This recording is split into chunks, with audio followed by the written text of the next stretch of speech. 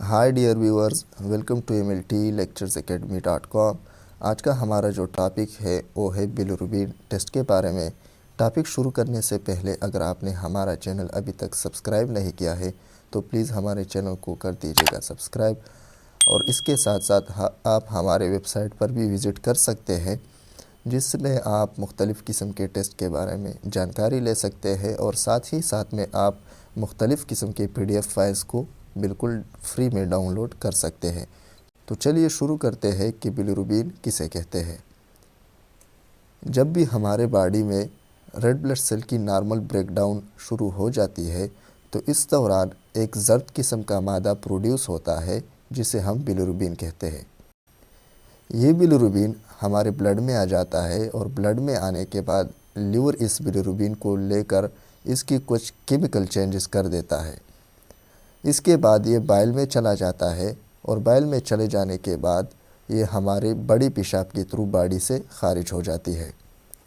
Bilirubin का कुछ हिस्सा हमारी किडनीज़ में भी चला जाता है जिससे ये हमारे छोटे पेशाब के ज़रिए बॉडी से एक्सक्रीट हो जाती है। इसके बाद आते हैं कि बिलिरुबिन टेस्ट किसे कहते हैं।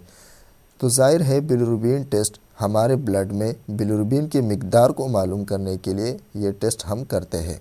और ये टेस्ट हम क्यों करते हैं, तो कुछ कंडीशन हैं जिसकी वजह से हम बिलिरुबिन का टेस्ट प्रेफर करते हैं, जैसे कि जॉन्डिस हो गया यानी जिसे हम यरकान कहते हैं, एनीमिया और मुख्तलिफ़ किस्म के लिवर डिजीज़ को मालूम करने के लिए हम बिलिरुबिन का टेस्ट करते हैं।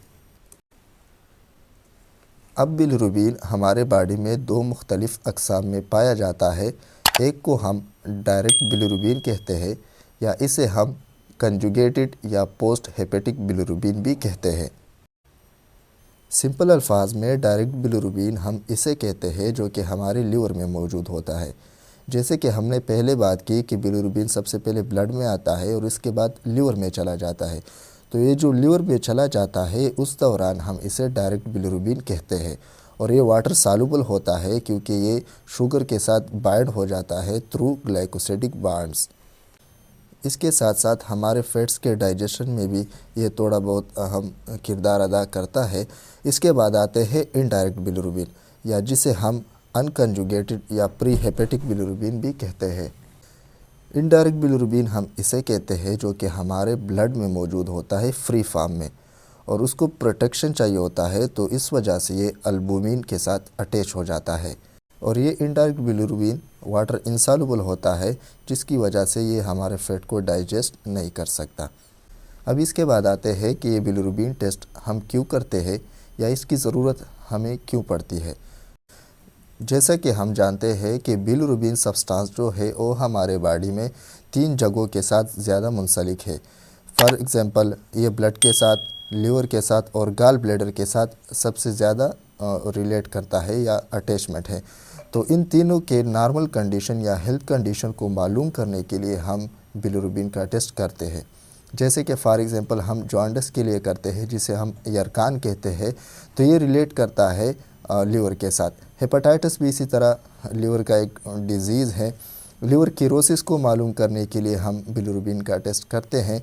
बिलियरी ऑब्स्ट्रक्शन यानी बाइल डक्ट के साथ ये रिलेट करता है, तो उसके मालूम करने के लिए हम बिलिरुबिन का टेस्ट करते हैं। इसी तरह हेमोलाइटिक डिसऑर्डर जो हमारे ब्लड के साथ रिलेट करता है तो उसको भी मालूम करने के लिए हम बिलिरुबिन का टेस्ट करते हैं। इसके साथ साथ अगर आप में ये मुख्तलिफ़ किस्म के सिम्टम्स मौजूद हो तो भी डॉक्टर बिलिरुबिन का टेस्ट प्रेफर करते हैं। जैसे कि फ़ॉर एग्ज़ाम्पल फैटीग यानी थकावट, एब्डोमिनल पेन यानी पेट में दर्द होना, इसके साथ साथ डिक्रीज़ एपेटाइट यानी भूख का ख़त्म होना, डार्क कलर यूरिन, अगर आप कंटिन्यूसली आपकी यूरिन का कलर जो है वो डार्क हो क्योंकि इसमें बिलिरुबिन की जो है एक्सक्रीशन होती है यानी ज़्यादा हो जाती है। इसके साथ साथ चिल्स एंड फीवर। इसके बाद आते हैं कि बिलिरुबिन टेस्ट का हमारे बॉडी में नॉर्मल रेंज क्या होना चाहिए। तो मुख्तलिफ़ किस्म की लेबॉर्ट्रीज़ मुख्तलिफ़ किस्म की इंडिकेशंस प्रोवाइड करता है। तो डायरेक्ट बिलिरुबिन का जो हमारे बॉडी में नॉर्मल रेंज है वो less than 0.3 milligram per decilitre होना चाहिए, और total bilirubin 0.1 to 1.2 milligram per decilitre, and indirect bilirubin 0.2 to 0.7 milligram per decilitre.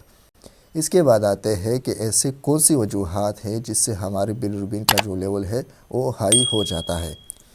तो ये कुछ कंडीशन है जिसकी वजह से हमारे बिलिरुबिन का लेवल हाई हो जाता है, जैसे कि jaundice, transfusion reaction, hepatitis, cholecystitis, gall bladder infection, haemolytic anaemia, sickle cell anaemia, cirrhosis, blockage in the bile duct, alcoholism and in newborn babies. Newborn babies में भी इसकी जो बिलिरुबिन का लेवल है वो ज़्यादातर हाई हो जाता है। और ये क्यों हाई होता है इसके बारे में इंशाल्लाह हम नेक्स्ट वीडियो बनाएंगे, तो आपने उनको ज़रूर देखना है। अब इसके बाद आते हैं कि जिन लोगों में बिलिरुबिन का लेवल ज़्यादा हाई होता है तो उसको नेचुरली तरीके से कैसे कम किया जा सकता है। तो सबसे पहले नंबर पर है ये स्टे हाइड्रेटेड, यानी आपने पानी का इंटेक जो है वो ज़्यादा करना है। इसके बाद consume fresh fruits and vegetables, increase your intake of fibre की इंटेक को बढ़ा दीजिए और इसके साथ साथ अल्कोहल यानी शराबनोशी को तर्क कर दीजिए। तो डियर व्यूवर्स, यहाँ पर होती है हमारी वीडियो ख़त्म। अगर आपको हमारी वीडियो अच्छी लगी हो तो वीडियो को लाइक कर दीजिएगा, चैनल को सब्सक्राइब कर दीजिएगा और दोस्तों के साथ शेयर कर दीजिएगा। शुक्रिया।